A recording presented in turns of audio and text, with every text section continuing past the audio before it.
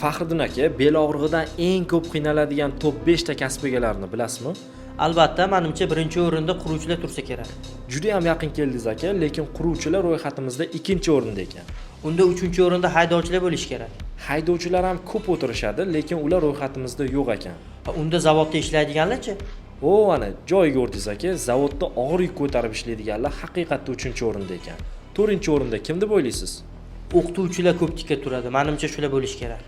Zo'r aka, faqat o'qituvchilar 4-o'rinda emas, 5-o'rinda turar ekan. Unda 4-o'rinda ofisda ishlaydigan xodimlar bo'lsa kerak.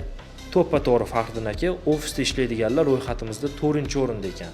1-o'rinda qaysi kasb egasi deb o'ylaysiz? Bitta kasb egalari qoldi. Agar shular bo'lmasa bilmadim. Menimcha shifokor va hamshiralar bo'lishi kerak. Gap yo'q aka, haqiqatdan ham dunyo bo'yicha shifokorlar bel og'rig'idan eng ko'p aziyat chekishar ekan. Statistikaga qaraganda 60% ga yaqinlarida bel og'rig'i doimiy kuzatilar ekan. Ha, ayni haqiqat. Faxriddin aka, o'zi bel og'rig'idan butunlay qutulish uchun nima qilishim kerak? Sahifamga obuna bo'lib, menga murojaat qiling. Bel og'rig'ini umuman esingizdan chiqarasiz.